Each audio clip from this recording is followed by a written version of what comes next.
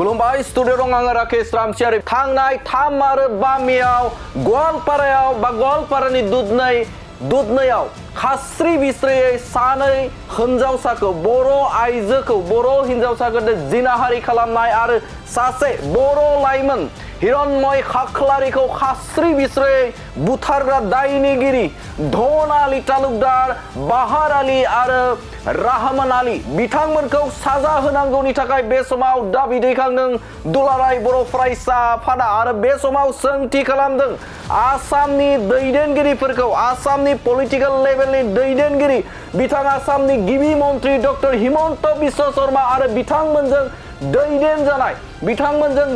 जानाय माखासे मानि राजखान्थियारि दैदेनगिरिफोरखौ दुलाराय बर' फरायसा आफादनि गाहाय नेहाथारि खनिन्द्र बसुमतारिया सोंथि खालामदों बे समाव बबेबा मोनसे जायगायाव जुदि जाथाय जायोब्ला बे समाव थोंजोङैनो सरकारनिफ्राय थोंजोङैनो जायखिजाया पलिटिकल लिडारफोरा बे जाथाय जानाय जायगायाव नुजाथि होयो नाथाय बे समाव खास्रि बिस्रियै सानै हिनजावसाखौ जिनाहारि खालामग्रा दुथां आरो सासे बर'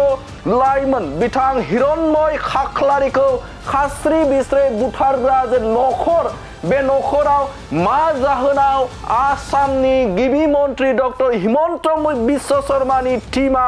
मानो नुजाथियाखै मानो खौरां लाहैयाखै होननानै सोंथि खालामदों दुलाराय बर' फरायसा आफादनि गाहाय नेहाथारि खनिन्द्र बसुमतारिया बे समाव सोंथि खालामदों आसामनि गिबि मन्त्रि डक्टर हिमन्त बिश्व शर्माया बेनि सायाव खोथा बुंनो थाखाय मानो सम गैया होननानै सोंथि खालामदों बिथां खनिन्द्र बसुमतारिया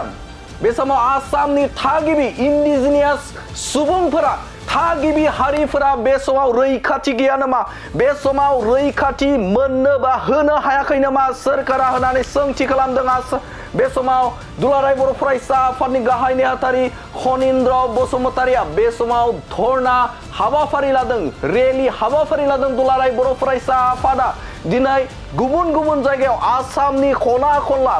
गुबुन जिल्लाफोराव दुलाराय बर' फरायसा आफादनि जे बानजायनायाव हिरण्मय खाख्लारिखौ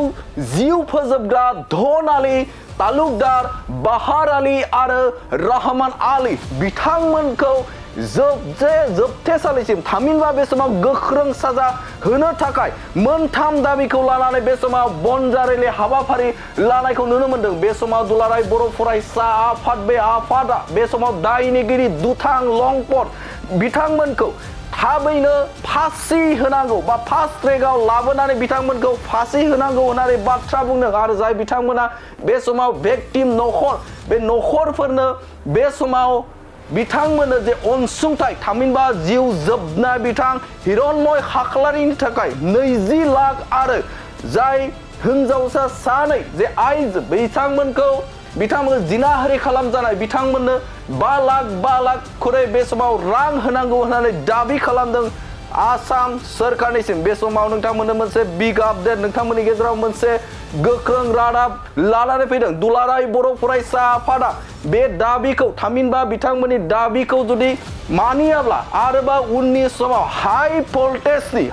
भल्टेजनि थामहिनबा हाई डिग्रीनि बे समाव सोमावसारबावगोन होननानै बाथ्रा बुंथिदों बिथां दुलाराय बर' फरायसा आफादनि गाहाय नेहाथारि बिथां खनिन्द्र बसुमतारिया गोख्रों बाथ्रा बुंदों सोंथि खालामदों दुलाराय बर' फरायसा आफाद थामहिनबा इन्डिजिनियास सुबुंफोरखौ थागिबि हारिफोरा बे समाव रैखाथि गैया नामा होननानै सोंथि खालामदों डक्टर हिमन्त बिश्व शर्माखौ थामहिनबा आसामनि खुंथाय गोहोआव थानाय सोरखारखौ बे समाव ट्राइबेलफोरनि थाखाय बे समाव मानि थाखाय खोथा बुङाखै मानि थाखाय हिरण्मय खाख्लारिनि न'आव नुजाथिफैयाखै आसामनि पलिटिकल लेभेलनि राजखान्थियारि दैदेनगिरिफोरा होननानै सोंथि खालामदों बिथां खनिन्द्र बसुमतारिया बे समाव जाय साथाम दुथां दायनिगिरि बे दायनिगिरिफोरखौ पुलिस बिफाना हमदों बिथांमोनखौ साबायखर बावदों खनिन्द्र बसुमतारिया नाथाय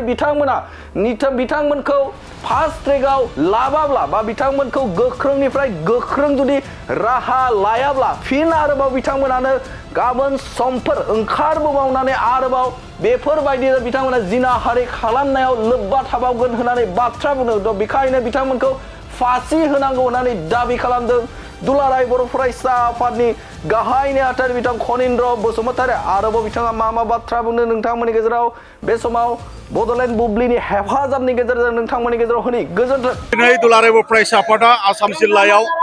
दुधनियाव जालांनाय जिनाहारि जाथाय लोगोसे दुधनियावनो हेरोइनमै खाख्लारिखौ माने अयनायै माने बुथारनाय बे जाथायखौ लानानै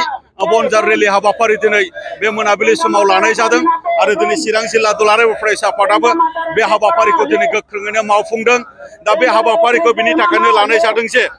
दायनिगिरिफोरखौ आसाम पुलिसा हमबाय नाथाय जास्टिसा मा जागोन बेखौ दिनै आसाम पुलिसाबो बेखौ एनसार खालामनो हाया बा दिनै रावबो बेखौ एनसार खालामनो हाया। बिनि थाखायनो जे जोंनि जे दाबि मोनथाम बे मोनथाम दाबिखौ जोङो दिनै जिल्ला बेंगिरिनि गेजेरजों आसामनि चिफ मिनिस्टारसिम जोङो दैथायहरफिननो थाखाय दिनैनि बे हाबाफारिखौ जोङो लादों।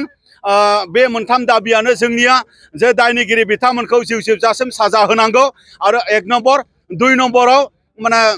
बिथांमोनखौ माने फास्ट ट्रेक कर्टनि आन्दाराव लाबोनानै बिथांमोनखौ जिउ जोबजासिम फासि होनांगौ आरो 3 नम्बर माने इन्टारिम मोनसे कम्पेनसेसन हेरोइन खाख्लारिनि न'खरनो 20 लाख रां होनांगौ आरो सानै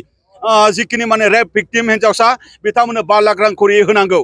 दिनै आसाम पुलिसा दायनिगिरि बिथांमोनखौ एरेस्ट खालामबाय जेलाव दैथायहरबाय। आसाम पुलिसनि रेसपन्स एन्ड एक्शन जों बिथांमोनखौ जोङो साबायखर होदों। नाथाय जोंनि दुखु मोननाय जोंनि खुद्रिनाया बेनो दिनै आसामखौ जाय सालायबाय थादों आसामनि माने गिबि मन्त्रि डक्टर हेमन्त बिश्व शर्मा आरो बिथांनि सरकारनि मन्त्रि मनला आरो बिथांनि MLA नि डेलिगेसनानो जा गुबुनानो जा दिनै हेरोइनमै खाख्लारिनि न'आव थांनानै खबर लाहैनो थाखाय बिथांमोना सम गैया आरो हेरोइन खाख्लारि आरो सानै हिन्जावसा रेप जानाय बिथांमोननि जास्टिसनि थाखाय दिनै आसाम सरकारा पलिटिकेलि बिथांमोना सरकारा बुंनो थाखाय जेबो बिथांमोनहा माने सम गैया। बियो जोंनि थाखाय खोब लाजिथाव। बिनि थाखायनो दुलाराय बर' फरायसा आफादा आसाम सरकारनि खाथियाव जोङो बेखौनो दाबि दैखांनो थाखाय जोङो माने दिनैनि बे जर हमदलखौ लादों आरो आसाम नाङै भारत नाङै जे जोङो दिनै मानो बे हाबाफारिखौ लाबावनो गोनां जादों बे माने हाबाफारिनि गेजेरजों जोङो मा मेसेज होनो नागिरदों बे माने बाथ्राखौनो जोङो दिनै फोरमायनो नागिरदों जे जोंनि बे रेप भिक्टिम लोगोसे माने बुथार जानाय बेखौ आसाम पुलिसा एरेस्ट खालामदों जेलाव दोनथायहरदों बे थिगानो बिसिम लेभेलाव थिगानो दं। नाथाय दायनिगिरिफ्रा इयुनाव बेबायदि दाय खालामनो हाया आरो गुबुनफ्रा बेबायदि जेबो दाय खालामनो हाया। दिनै पलिटिकेल मोनसे इन्टारफियार बा दिनै दिसपुरनि मोनसे इन्टारफियार चिफ मिनिस्टारनि मोनसे इन्टारफेरेन्स बेखौ जे जोङो लुबैदोंमोन नाथाय जों लुबैनायनि उल्टायै दिनै चिफ मिनिस्टारा बे घटनाखौ लानानै नीरब सिरि जानानै दङ। आसामनि मन्त्रि मनलाफ्रा नीरब सिरि जानानै दङ जायनि जाउनाव पुनर दिनै मा होनदों उदालगुरियाव सासे गरखा हिन्जावसाखौ आरोबाव माने जिराहारि खालामनाय जाथायखौ जोङो नुदों। दा बेखायनो दिनै जोङो आसामाव ट्राइबेलफोरा दिनै आसामाव माने इन्डिजिनियास माने मानसिफ्रा दिनै सुरक्षित गैयै निरापत्ता गैयै बेबायदि मोनसे थासारियाव जोङो दिनै भुगिनांबाय नामा जोङो दिनै मोनदों। जोंनि थाखाय जास्टिसनि थाखाय आसामनि चिफ मिनिस्टारा बुंनो थाखाय मानो सम गैया भिजिट खालामनो थाखाय मोनसे सम गैया जोंनि प्रश्न अन्यथा जोङो दुलाराय बर' फरायसा आफादा बेनिफ्राय गोख्रोंसिन जोङो आन्दलन खालामनो थाखाय जोङो थागथियारि। गोजोन्थों। नोंथांमोननि दाबिखौ मानियाब्ला माबायदि राहा लागोन? फैबाय थानाय समाव जोंनि दाबि बेखौ जोङो मानियाबा गोख्रोंनिफ्राय गोख्रोंसिन जास्टिस मोनागौमानि जोंनि आन्दलनखौ जोङो लांबाय थागोन। जोंनि आन्दलना गोख्रोंनिफ्राय गोख्रोंसिन जादों। दाखालि जि रेटआव जादोंमोन जोङो दिनै बिनि गोजौसिन रेटआव जोङो जर हमदल जोङो दिनै लादों आरो बिनि उनाव जोङो बिनिफ्राय हाइ रेटनि हाइ डिग्रिनि आन्दलन खालामनो थाखाय जोङो प्रस्तुत जानानै दङ। मोनसे गोजोनथाव खौरां नोंथाङा नोंथांनि न'खौ समायना रमायना जोंख्लाब माख्लाब खालामनो गोसो दं नामा? थारैनो नोंथाङा नोंथांनि न'खौ समायना रमायना साजायनो गोसो दंब्ला नोंथांमोननि थाखाय बिजनेस बेन्स प्रडाक्ट्स कम्पानिया गोजोनथाव खौरां लानानै फैदों।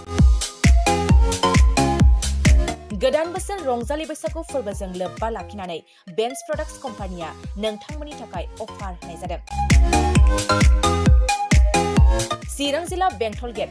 27 राजा लामानि एबा सिबिथाय लामानि साखाथियाव नोंथांनि न'खौ समायना रमायना खालामनो गोसो जानाय रायजो राजाफोरनि थाखाय बिजनेस बेन्स प्रडाक्ट्सआ लानानै फैदों गोजोनथाव खौरां। पलिग्रेनाइट, WPC एबा PVC, wooden flooring, wallpaper, steel roofing, soffit ceiling बायदि गाबनि न' साजायग्रा खम बेसेनावनो नोंथांमोना बायनानै लांफैनो हागोन।